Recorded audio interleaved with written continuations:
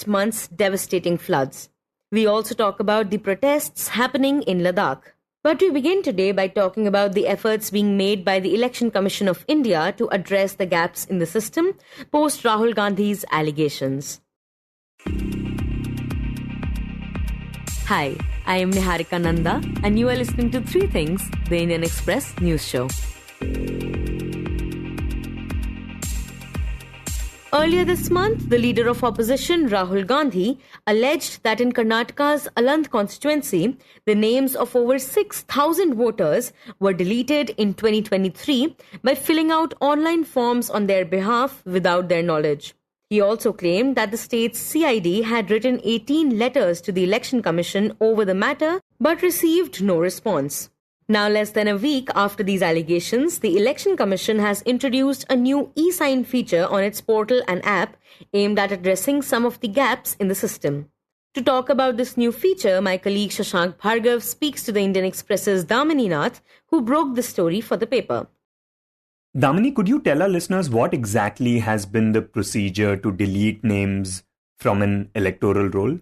So the electoral roll of a constituency is maintained by the electoral registration officer, who is usually a state government official of that area. It is the ERO's job to update and correct the electoral roll, so they can do it on their own also if they have some information. If, say, somebody has shifted or somebody has passed away, they're supposed to fill the forms and make the corrections or deletions. And any elector who is registered in that constituency can fill something known as a Form 7 and apply for deletion either for their own name in case they want to move and want to get their name deleted from one constituency, or to have another elector of that constituency's name deleted if that person has died, moved away, or is found to be ineligible, which means that they're not an Indian citizen or are not 18 years of age. And one of the things you've written about is that there have been a number of these gaps in this entire process, right? Especially when we talk about someone filling the Form 7. So talk about what these gaps have been. So the Form 7 can, of course, be filled physically and handed over to the booth level officer or to the ERO. And in 2018, the ECI came out with a centralized system for filling these forms and processing, which basically means that the EROs can receive these forms and process them and have them sent to BLOs for inquiry through this system. It was called the ERO Net, this portal.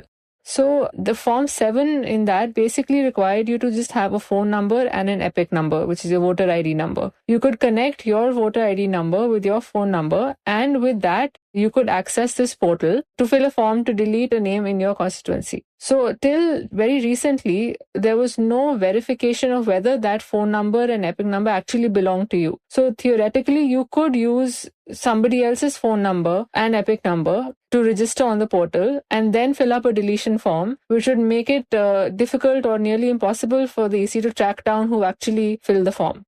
But does that mean that I could just fill up this form online and delete you as a voter from your electoral roll?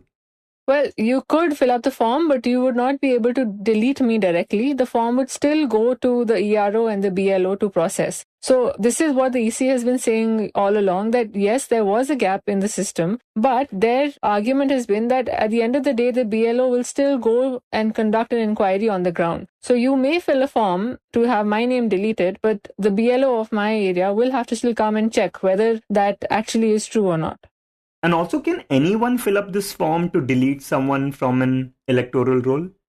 So only those people who are registered in the same constituency can fill the form to have someone's name deleted in that constituency. How the portal works is that you have to first put in your own EPIC number. Once you do that, the portal recognizes your constituency, and then you have to either use the EPIC number of the person whose name you want deleted, or if you search for their name, it'll list out all the people with that name in your constituency. So you sitting in Delhi cannot fill a form to have somebody in Kerala deleted. It has to be in your constituency only. And in this context, what has been Rahul Gandhi's allegations? Is he alleging that EROs didn't check things properly? What does he say about how these 6,000 voters were deleted? Rahul Gandhi hasn't specified what he really means when he says, quote unquote, someone tried to do this. But from his press conference, what we can understand is that he believes that there was a concerted effort to have bulk forms filled. misusing the epic numbers of local electors, using phone numbers of people who were not in that state and who actually were not voters in that area. So he clearly believes that there was a planned or systematic attempt to fill these forms in an illegal manner. It's not clear whether he is blaming the Election Commission or EROs or another party or agency who could be behind filling these forms. As you know, there's an FIR in this matter, so we don't really know exactly what happened. But the EC says that the process was stopped when they figured out that these forms were actually not being filled by local electors. And it was the EC's own ERO who actually filed the FIR. And talk about what has happened now. What is this latest feature that the EC has introduced to its app and portal?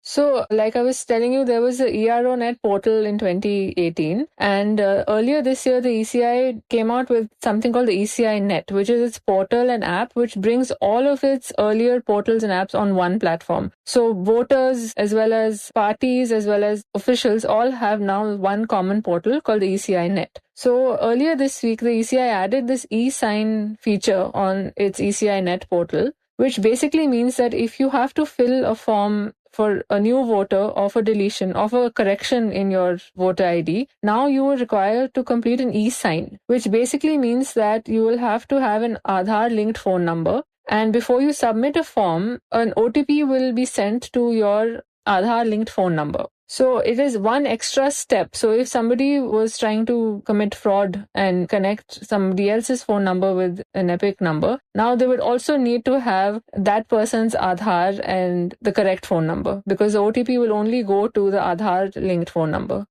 And Damini, after EC did this, has the Congress party or Rahul Gandhi himself reacted to this? Rahul Gandhi has reacted to this. He basically has seen this as an admission by the Election Commission that his allegations were actually correct, and the Election Commission has, moved to fill the gaps in its system only after he raised this point at his press conference.